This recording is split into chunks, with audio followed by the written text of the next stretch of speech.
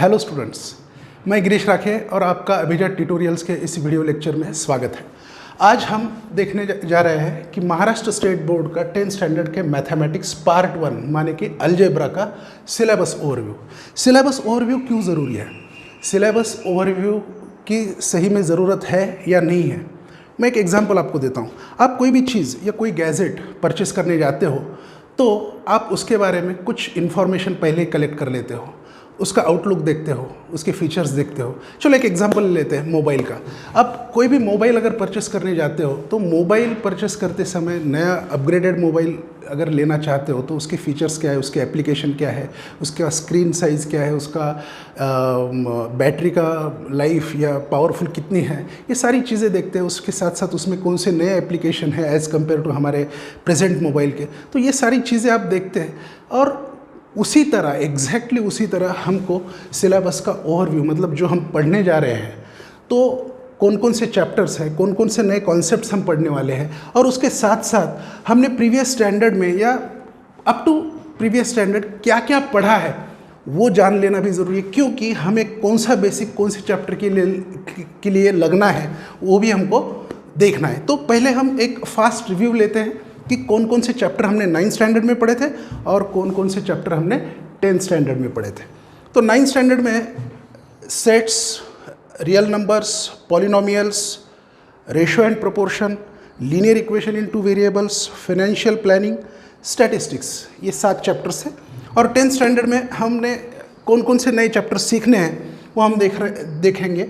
Linear equation in two variables, quadratic equation, arithmetic progression, probability, financial planning और statistics. मैं जानता हूँ आप एक सिंपल सा एक कंक्लूजन इसमें से निकाल ही लोगे कि ये जो 3 चैप्टर 9th स्टैंडर्ड में आपने पढ़े थे, linear equation in two variables, financial planning, statistics, as it is same नाम, linear equation in two variables, financial planning और स्टैटिस्टिक्स, ये 3 chapter as it is same name से है। मतलब चलो 50% तो हमको चैप्टर्स के नाम भी सेम है, लेकिन सेम है तो सेम कॉन्सेप्ट नहीं होंगे, रिवीजन के साथ साथ एडवांस कॉन्सेप्ट भी हम पढ़ेंगे। तो चलो हम देखते हैं हम 10th स्टैंडर्ड में जो चैप्टर्स पढ़ने वाले उसमें क्या क्या है, कौन कौन से कॉन्सेप्ट है, और उसका 9th स्टैंडर्ड के साथ भी कंपैरिजन हम करेंगे। चलो linear equation in two variables, जो 10th स्टैंडर्ड और 9th स्टैंडर्ड, पहले हम देखेंगे 9th स्टैंडर्ड में हमने linear equation in two variables में क्या पढ़ा था। इसमें हमने देखा था what is linear equation in two variable, उसका स्टैंडर्ड फॉर्म, उसके बाद में उसका सॉल्यूशन, बाद में साइमल्टेनियस इक्वेशन, और साइमल्टेनियस इक्वेशन सॉल्विंग के 2 मेथड्स हमने पढ़े थे। वो 2 मेथड्स कौन से थे? एक थी एलिमिनेशन मेथड और दूसरी थी सब्स्टिट्यूशन मेथड। और उसके साथ हमने कुछ एप्लीकेशन, मतलब रियल लाइफ में यूज़ होने वाले जो एग्जाम्पल्स होते हैं, वर्ड प्रॉब्लम्स होते हैं, वो भी हमने देखे थे। अभी इस बार हम क्या करने वाले हैं, क्या नया सीखने वाले? सबसे पहले तो हमने 9th स्टैंडर्ड में जो भी मेथड्स, 2 मेथड्स पढ़े थे, अभी मैंने बताया एलिमिनेशन और सब्स्टिट्यूशन, वो तो यूज़ करनी है। उसके साथ 2 नए मेथड्स हम सीखने वाले। कौन कौन से 2 मेथड्स हैं? एक है ग्राफिकल मेथड। अब आपने 9th स्टैंडर्ड के ज्योमेट्री में कोऑर्डिनेट ज्योमेट्री जो चैप्टर था उसमें आपने सीखा था कि linear equation in two variable का ग्राफ कैसे निकालना है। तो अब हम इस साल linear equation in two variables में साइमल्टेनियस इक्वेशन का जो कॉमन सॉल्यूशन होता है वो ग्राफिकल मेथड और क्रेमर्स रूल, मतलब डिटर्मिनेंट मेथड, ये 2 नए मेथड्स हम इस बार सीखने वाले हैं। और उसके साथ जो इक्वेशन लीनियर इक्वेशन नहीं होते हैं, लेकिन by using some substitutions we can transform them into linear equation into variables, वो भी हम कैसे सॉल्व करेंगे ये सीखने वाले हैं। और उसके साथ एज यूजुअल हम कोई भी चैप्टर पढ़ते हैं तो उसके साथ उसका एप्लीकेशन मीन्स वर्ड प्रॉब्लम्स हम पढ़ने वाले हैं। ओके, अब ये क्वाड्रेटिक इक्वेशंस जो है वो लगता है कि नया चैप्टर है, लेकिन घबराने की कोई ज़रूरत नहीं। हम बताएंगे इसके लिए कि क्या फंडामेंटल्स आपको 9th स्टैंडर्ड के ये चैप्टर पढ़ने के लिए ज़रूरी है। आपको रियल नंबर्स और उसके ऑपरेशंस, उसके प्रॉपर्टीज़ की बेसिक्स इसमें लगने वाले हैं, और इम्पॉर्टेंट है पॉलिनोमियल्स का बेस।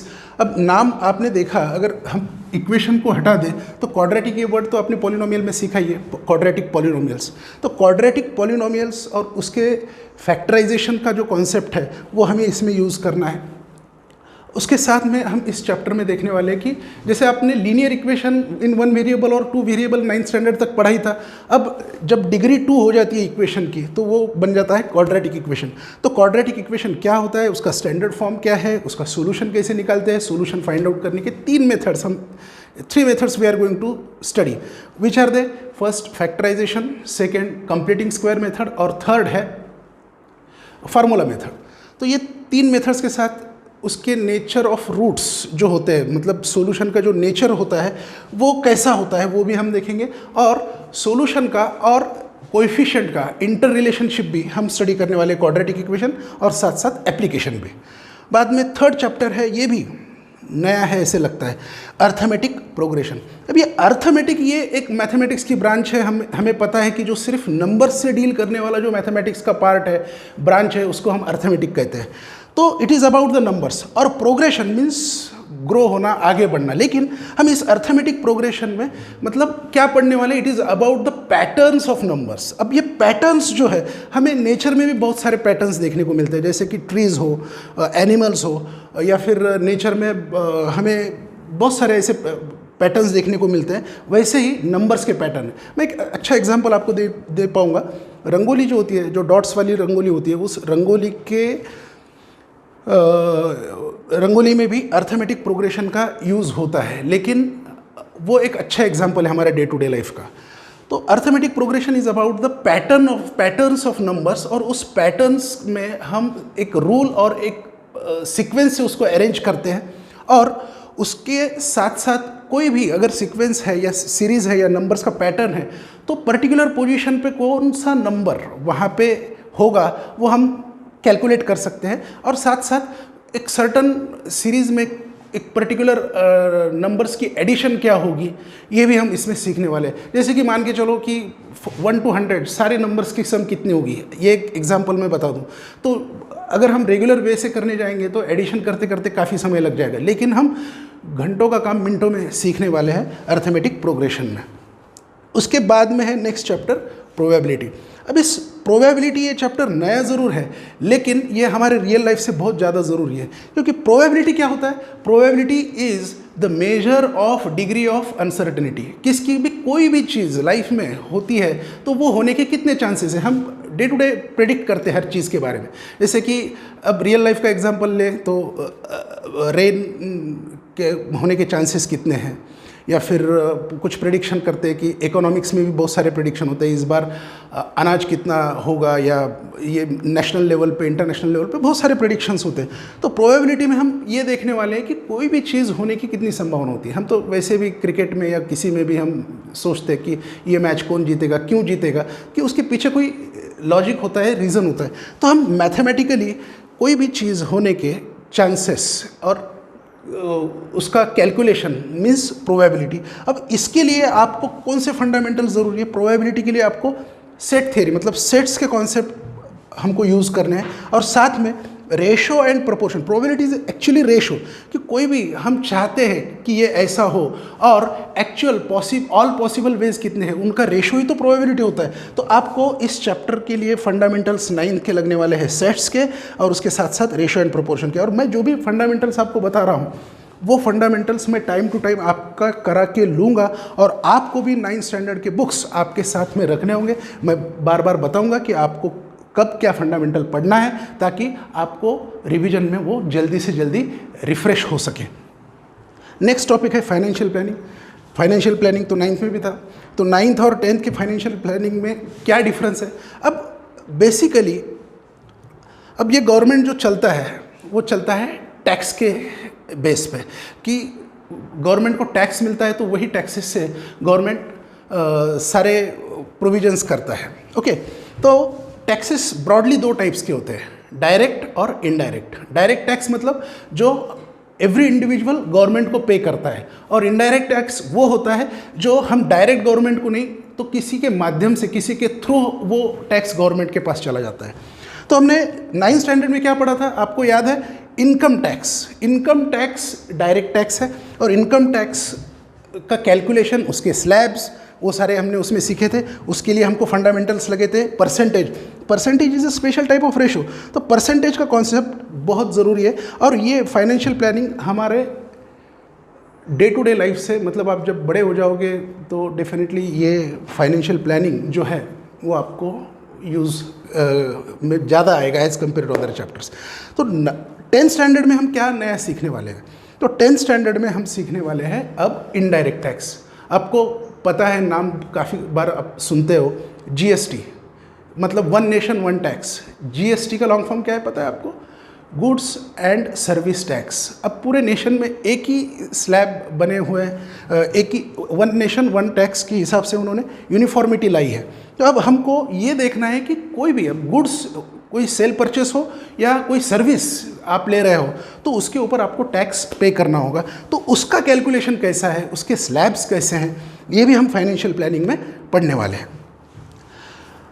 और साथ साथ हाँ, और एक चीज़ मैं बताना चाहूँगा कि शेयर मार्केट आपको पता है, एटलीस्ट न्यूज़ में तो सुना ही होगा।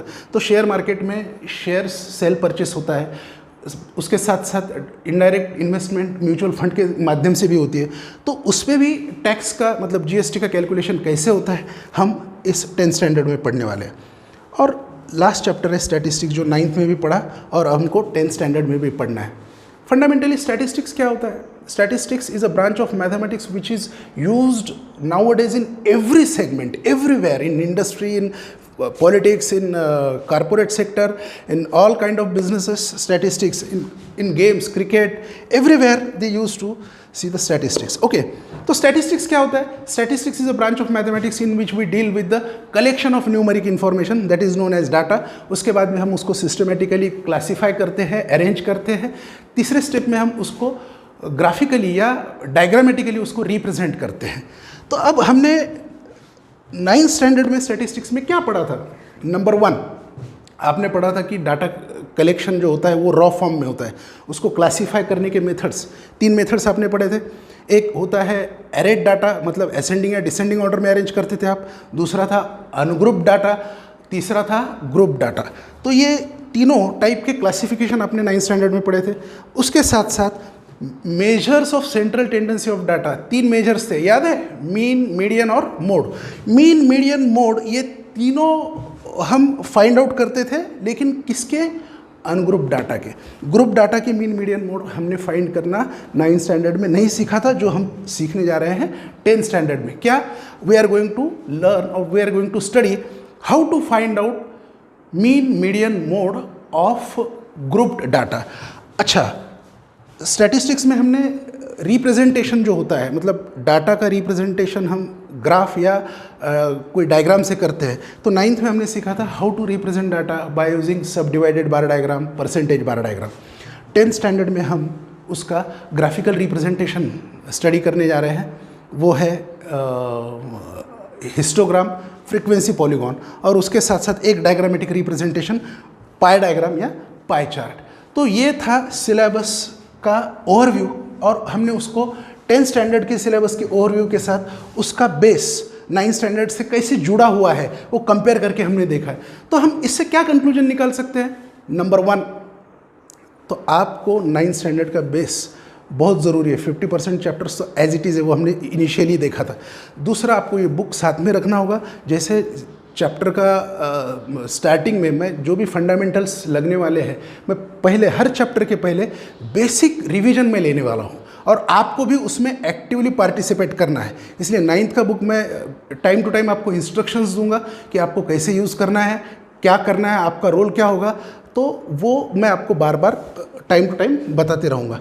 So this is about syllabus overview and comparison.